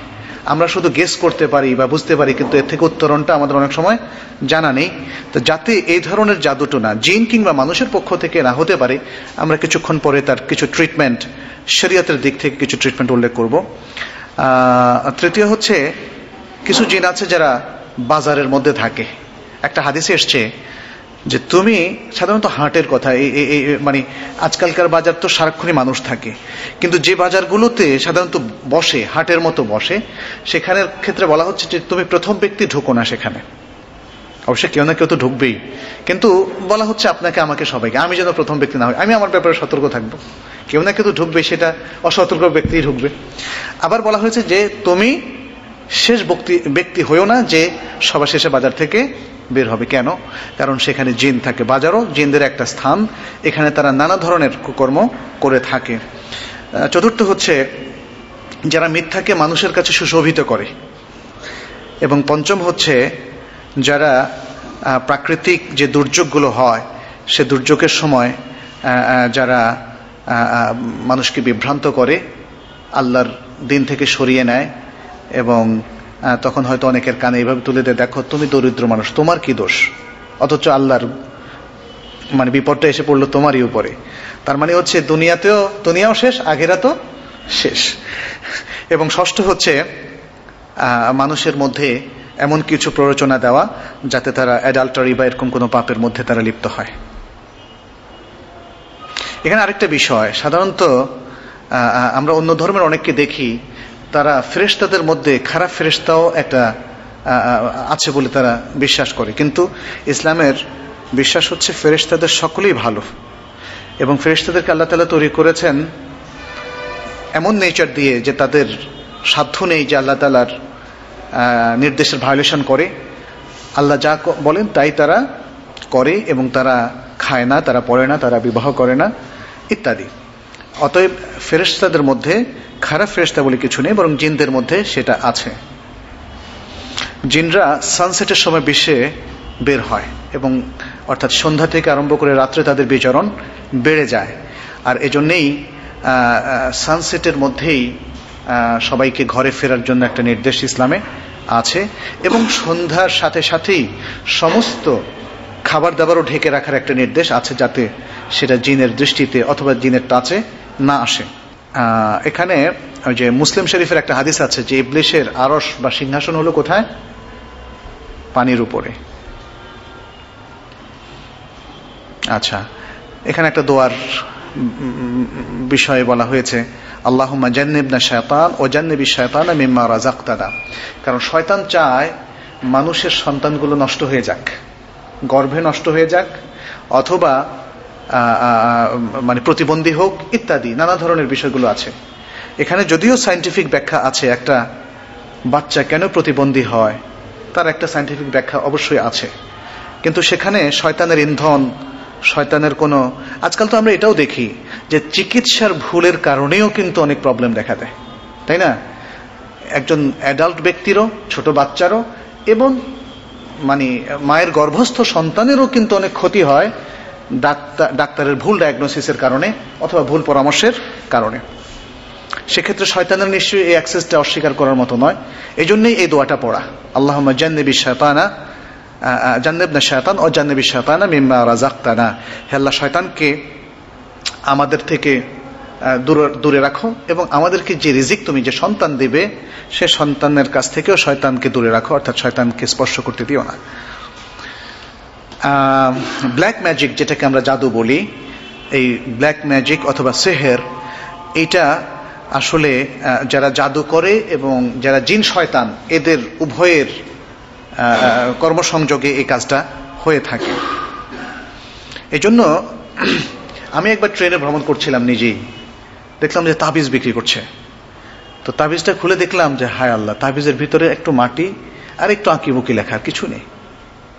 কিন্তু ওরা যে ওয়াজ করে যে কোরআনের সমস্ত গুণ এর মধ্যে আছে, হাদিসের সমস্ত বরকতের মধ্যে আছে ইত্যাদি, এ হচ্ছে ব্ল্যাক ম্যাজিকের নানা ধরনের রকম ফের। সেখানে অনেক সময় কুফরি কথাও থাকে, সেখানে অনেক সময় শয়তান জিনের কাজ। তো এগুলো ব্ল্যাক ম্যাজিক কিন্তু ভালো কোনো জিনের কাজ নয়, যেমন ভালো কোনো মানুষেরও কাজ নয়। অতএব শয়তান জিনকে খুশি করার জন্য তারা, শয়তান তো সবসময় খুশি হয়, দেখবেন যারা পৃথিবীতে দুর্নীতি করে বেড়ায়, খারাপ করে বেড়ায়, তখন ইসলামের অথবা ভালো লোকদের ক্ষতি করাটা তাদের একটা প্রধানতম কাজ হয়ে দাঁড়ায়। খামাখাই মানুষের মধ্যে দেখবেন যে এক শ্রেণীর লোক ভালো লোকদের ক্ষতি না করলে তার ভালো লাগবে না। তো এটাও হচ্ছে শয়তানদের একটা বিষয়। তো তখন তারা কি করে, এই জিনগুলো, খারাপ জিনগুলো শর্ত করে যে তুমি কোরআনের এই পাতাকে অথবা কোরআনের এই মুসহাফটাকে ইয়েতে রাখতে হবে, বাথরুমের নিচে অথবা ময়লা কোনো আবর্জনার মধ্যে রাখা, ডাস্টবিনে রাখা, এটা তাদের শর্ত করা হয়। এবং এরকম অনেক গল্প আমি অনেক মুসলিম স্কলারদের কাছে শুনেছি, বিশেষ করে গ্রামে গঞ্জে যারা ব্ল্যাক ম্যাজিকের চর্চা করে থাকেন। দেখা যাচ্ছে যে জিনদের এই শর্ত তারা পূরণ করে তাদেরকে বশ করেন এবং ব্ল্যাক ম্যাজিকটা করে তারা অনেক সময় দুনিয়া কামান, স্বামী স্ত্রীর মধ্যে বিভেদ করেন, অথবা স্বামী স্ত্রীর মধ্যে ভালো সম্পর্ক নাই, তাদেরকে আবার অতিরিক্ত ভালোবাসার বন্ধনে আবদ্ধ করেন। কিন্তু ইসলামে ব্ল্যাক ম্যাজিকের ব্যবহার ভালো উদ্দেশ্যে হোক আর খারাপ উদ্দেশ্যে হোক, বা অন্য আরেকটা ব্ল্যাক ম্যাজিকের চিকিৎসা হোক, সর্বটাই নিষিদ্ধ। কারণ এটা একটা অত্যন্ত খারাপ চর্চা, খারাপ অনুশীলন। ফলে ইসলামে এর কোনো বিধানই নেই যে এটাকে চর্চা করা যাবে। আচ্ছা, ব্ল্যাক ম্যাজিকের বা জাদুর কিছু বিষয় আছে। আমি অনেককে দেখেছি ব্যক্তিগতভাবে যে অনেকেই জাদু টোনা হয়েছে বলে সন্দেহ করেন। আমি তাকে বলেছি যে, বা আমাদের সাজেশন হচ্ছে যে আন্দাজে সন্দেহ করবেন না, সন্দেহ করে নিজের মধ্যে একটা মনস্তাত্ত্বিক একটা সমস্যা তৈরি করবেন। বরং তার কিছু সাইন আছে, যদি সেই সাইনগুলো আপনারা এক্সপ্লোর করতে পারেন তাহলে বুঝবেন যে ব্ল্যাক ম্যাজিক হয়েছে, এবং তার জন্য যে শরীয়তের যে ট্রিটমেন্টটা আছে সেটা আপনারা নিতে পারেন। একটা হলো যেমন হাজব্যান্ড ওয়াইফ হঠাৎ করে একে অন্যকে দেখতে পারছেন, অথচ তাদের মধ্যে একটা ভালোবাসার সম্পর্ক, একটা সুন্দর সম্পর্ক ছিল, তখন হঠাৎ এর কারণটা কি? তখন এটা ব্ল্যাক ম্যাজিক হওয়ার সম্ভাবনা। আর যদি এটা ঝগড়া থেকে আস্তে আস্তে বাড়ে তাহলে কিন্তু সেখানে ব্ল্যাক ম্যাজিক নয়। সেখানে আরো দেখতে হবে যে কেউ একজন হয়তো দুর্ব্যবহার করছেন এবং তখন তার পার্টনারের সাথে তার একটা ভুল ধারণা হতে হতে হতে ক্ষিপ্ত হয়ে সেটা কোনো একদিন হয়তো ঝগড়ায় ফেটে পড়ে। তো সেটা কিন্তু ব্ল্যাক ম্যাজিক নয়। ব্ল্যাক ম্যাজিকটা দুজনেই খোলামেলা আলাপ করলে বুঝবেন যে না, আমরা একে অপরকে পছন্দ করি, কিন্তু এখন আর কারো সহ্য হচ্ছে না। এটা ব্ল্যাক ম্যাজিকের একটা আলামত। ব্যাড স্মেল বা এরকম কিছু অনুভব করা ঘরের মধ্যে সারাক্ষণ। হ্যাঁ, আচ্ছা, আরো কিছু সাইনের মধ্যে আছে, যেমন পাগল পাগল ভাব হয়ে যাওয়া হঠাৎ করে, হ্যাঁ, আপসেট হওয়া খুব বেশি, এবং দুঃস্বপ্ন দেখা বেশি বেশি, এবং দুঃস্বপ্ন তার জীবনের আচরণে সর্বক্ষেত্রে তার উপর খুবই খারাপ প্রভাব ফেলছে ইত্যাদি। এগুলো ব্ল্যাক ম্যাজিকের কিছু আলামত। তারপরে স্বপ্নে দেখা যে সে একটা পাহাড় থেকে পড়ে যাচ্ছে বারবার, এরকম এভাবে। আচ্ছা, এগুলো হচ্ছে যে ব্ল্যাক ম্যাজিকের কিছু আলামত। জিনে ধরার কিছু আলামত আছে। আমাদের দেশে অবশ্য অনেকেই সেটাকে জিনে ধরা বলতে চান না বা ভূতে ধরা বলতে চান না। ভূত শব্দটা এটা শারীরিক কোনো পরিভাষা না, এটা আমাদের নিছক বাংলা পরিভাষা, যার অর্থ হচ্ছে খারাপ জিন। আর জিন কোনো কোনো লোককে টার্গেট করতে পারে, পুরুষ জিন মেয়েদেরকে, অথবা মহিলা জিন কোনো পুরুষকে। সেক্ষেত্রে এপিলেপসি যেটাকে বলা হয়, অর্থাৎ জিনে ধরা, এই বিষয়টা ঘটতে পারে। অথবা কেউ যদি জিনের কোনো ক্ষতি করে ফেলে, জিনের খাদ্য নষ্ট করে, তখন জিন রেগেও কিন্তু মানুষকে ধরতে পারে। যদি আপনি খুব ভয় পান কোথাও গিয়ে, কারণ ভীত লোককে আমরা দেখেছি, ইভেন কুকুরও কিন্তু তার একটা সাইকোলজি আছে, ঘেউ ঘেউ বেশি করে যদি আপনি বেশি বেশি ভয় পান। আমি এক বাসায় গিয়েছিলাম গুলশানে, তো সেখানে কুকুরটা ছিল খুবই হিংস্র। স্বাভাবিকভাবেই আমরা যারা অভ্যস্ত নয় কুকুরের সাথে, ভয় পেয়ে যাই। আমাকে কুকুরের মালিক বারবার বলছে আপনি ভয় পাবেন না, তাহলে ও কিছু করবে না। কিন্তু আমি ভয় পাচ্ছিলাম, তো দেখলাম যে ও খালি তেড়ে আসছে, তখন তারা ধরলো। তো এই যে ভাবটা, এটা কিন্তু জিনের ক্ষেত্রেও, জিনকে প্রচন্ডভাবে আপনি জেনে হোক না জেনে হোক রাগিয়ে দিলেও সে আপনাকে ধরবে, আর যদি আপনি তাকে ভয় পান তাহলেও ধরতে পারে। আচ্ছা, আরো কিছু আলামতের মধ্যে আছে, যেমন মানে যেগুলো হয়তো কারণ হতে পারে আর কি। এই বিষয়গুলো আমরা এখানে করলাম। কম ঘুম হওয়া, তারপরে বেশি বেশি দুঃস্বপ্ন দেখা, রাত্র জেগে থাকা। রাত্র জেগে থাকা আসলে এটা আমাদের জন্য অসঙ্গত। আমরা অনেকে পড়ার কারণে রাত্র জেগে থাকি, অথচ শরীয়তের নির্দেশ হচ্ছে রাত্রে ঘুমোতে যাওয়া, এবং তাতে করে শরীরের যে অবসাদগুলো আছে সেটা মিটে যায়, এবং দিনে কাজের জন্য আমরা পরিপূর্ণ প্রস্তুতি নিতে পারি ইত্যাদি। এই বিষয়গুলো কিছু কিছু রিপিটেড আছে। টেস্ট করা, যেটাকে আমরা ব্ল্যাক ম্যাজিকের কথা বলছি, এর মধ্যে সূরা ইব্রাহিম থেকে 42 থেকে 52 নম্বর আয়াত পাঠ করা, সূরা মুমিনুনের 97 থেকে 118 নম্বর আয়াত, সূরা ফালাক, সূরা নাস, তারপরে আপনার হাতের তালু যেই রোগী আছে রোগীর চোখের সামনে আপনি ধরবেন। আচ্ছা, তার মধ্যে মানে এটা ধরার উদ্দেশ্য হচ্ছে আসলে চিকিৎসামূলক। তার মানে আপনি বুঝতে পারবেন যে ব্ল্যাক ম্যাজিক বা উইচ ক্রাফটিং করা হয়েছে, এটা নয়, বরং এটা হচ্ছে চিকিৎসামূলক। এই কাজগুলোর মধ্য দিয়ে আশা করা যায় যে সেটা কেটে যাবে ইনশাআল্লাহ। আচ্ছা, সাধারণত কি কারণে আপনার এই ব্ল্যাক ম্যাজিকটা করা হয়? স্বামী স্ত্রীর মধ্যে, যেটা আমরা একটু আগেও বলেছি, সেপারেশনের জন্যে, এবং তাদের মধ্যে অতিরিক্ত ভালোবাসা তৈরি করার জন্যে, এবং অথবা তাদের মধ্যে অতিরিক্ত ভালোবাসা তৈরি হয়ে গিয়েছে, অর্থাৎ কেউ তৈরি করে দিয়েছেন ব্ল্যাক ম্যাজিকের মাধ্যমে, অথবা তাদের মধ্যে সেপারেশন এসে গিয়েছে, একে অন্যকে দেখতে পাচ্ছেন না ইত্যাদি। অতিরিক্ত চিন্তা শক্তি এবং ইলুশন, ভ্রম হচ্ছে তাদের বারবার ইত্যাদি। খুব বেশি তারা অলসতা ফিল করছেন, এবং হঠাৎ করে কোনো যৌক্তিক কারণ ছাড়াই তারা যদি প্যারালাইজড হয়ে যান ইত্যাদি, এবং দীর্ঘদিন ধরে কোনো কারণ ছাড়াই কারো বিবাহ হচ্ছে না, এগুলো হচ্ছে আপনার প্রমাণ। আচ্ছা, কিউর করার জন্য আমরা কি করতে পারি? প্রথম কথা হচ্ছে যে এই ব্ল্যাক ম্যাজিকের সূত্র যদি আবিষ্কার করা যায়, তাহলে সেটাকে নষ্ট করে ফেলাটা হচ্ছে সবচেয়ে বড় চিকিৎসা। সেটা এখানে বলা হচ্ছে, removing all amulets and prohibited things from the house and repent to Allah। যত কিছু আছে, কারণ সাধারণত জাদুর এই উপকরণগুলো মানুষ ঘরে ঢুকিয়ে দিয়ে যায়, সেগুলো যদি পরিবর্তন করে ফেলা যায় এবং আল্লাহর কাছে ফিরে আসা, ওযু করার মাধ্যমে, সালাত আদায় করার মাধ্যমে, তাহলে এটা হতে পারে। আর স্পেশাল একটা ট্রিটমেন্ট আছে, যদি কেউ বিশ্বাস করে যে তাকে জাদু করা হয়েছে, তখন তিনি 7টা বড়ই পাতা নেবেন এবং সেটাকে পিষে এক বল পানির মধ্যে সেটাকে রাখবেন। তারপরে সেখানে বেশ কিছু ভার্স তিনি পড়বেন, কোরআনের আয়াত, যেমন তার মধ্যে আছে আয়াতুল কুরসি, আল কাফিরুন, সূরা ইখলাস, সূরা ফালাক, সূরা নাস, এবং সূরা আরাফের 117 থেকে 122 নম্বর আয়াত, সূরা ইউনুসের 81 থেকে 82 নম্বর আয়াত, সূরা তাহার 69 নম্বর আয়াত। এবং তারপরে যিনি রোগী, সেখান থেকে তিনি 1 কোষ পরিমাণ খাবেন, এবং তারপরে 7 দিন একাধারে এভাবে করবেন, গোসল করবেন।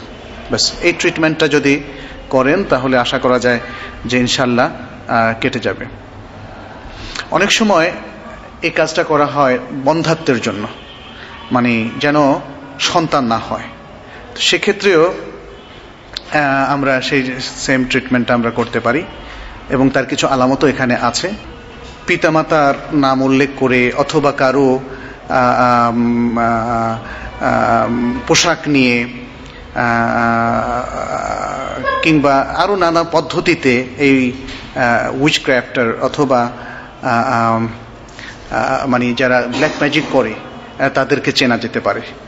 একটা লোককে আপনি চেনেন না, কিন্তু আপনার হয়তো একটা জিনিস নিয়ে যাচ্ছে সে, অথবা আপনাকে জিজ্ঞেস করছে এমন সময় ইনফরমেশন যেগুলো দিয়ে ব্ল্যাক ম্যাজিক করা যেতে পারে, হ্যাঁ, ইত্যাদি। তাদেরকে আপনার চিনতে হবে ইত্যাদি। আচ্ছা, এখানে আরও কিছু দিক নির্দেশনা আছে, আমরা সেটা সংক্ষেপ করছি। রুকিয়া, আপনি রুকিয়া করার জন্য যেই ট্রিটমেন্টটা আমরা করা যেতে পারে সেটা আমরা এখানে বলছি। এক নম্বর সূরা ফাতিহা এবং সূরা বাকারার প্রথম 4টি আয়াত, আয়াতুল কুরসি, সূরা বাকারার শেষ আয়াত যেখানে লিল্লাহি মা ফিস সামাওয়াতি দিয়ে শুরু, সূরা আল ইমরানের 18-19 নম্বর আয়াত, সূরা নিসার 110 থেকে 121, সূরা আরাফের 54-55 এবং সূরা আল মুমিনুনের 150 থেকে 118 নম্বর আয়াত, ইয়াসিন 1 থেকে 12 নম্বর আয়াত, আস-সাফফাত 101 থেকে 10 নম্বর আয়াত, গাফির 1 থেকে 3 নম্বর আয়াত। তো এগুলো যারা পড়বেন, যারা পড়তে পারেন না তারা সিডি চালিয়ে যদি ঘরে বাজান তাহলে আশা করা যায় যে সেই ঘরে কখনোই এই ধরনের সমস্যা দেখা দিবে না। আরেকটা হচ্ছে সূরা বাকারার কথা বলা হয়েছে। প্রতিদিন যে ঘরে সূরা বাকারা তেলাওয়াত করা হবে, চাই তারা নিজেরা করুন অথবা সিডির মাধ্যমে চালিয়ে করা হয়। যেহেতু এখন অনেকেই পারেন না, তাহলে অন্তত সিডির মাধ্যমে যদি চালানো হয় একটু লাউডলি, তাহলে সে ঘরও জিনের আক্রমণ থেকে এবং ব্ল্যাক ম্যাজিকের আক্রমণ থেকে রক্ষা পাবে। আরেকটা ট্রিটমেন্ট আছে, সেটা হচ্ছে আজওয়া খেজুর। আজওয়া খেজুর নাম তো শুনেছেন সবাই। আজওয়া খেজুর যারা প্রতিদিন খাবে, বিজোড় সংখ্যক, কেউ কেউ 7টা বলেছেন, তবে মিনিমাম 1টা করে যদি প্রতিদিন খাওয়া যায় তাহলে তাকে জিন এবং ব্ল্যাক ম্যাজিক কখনো স্পর্শ করবে না। এ হচ্ছে মোটামুটি জিন থেকে বাঁচার ট্রিটমেন্ট। হাদা ওয়া সাল্লাল্লাহু আলা নবিয়িনা মুহাম্মদ ওয়া আলা আলিহি ওয়া সাহবিহি।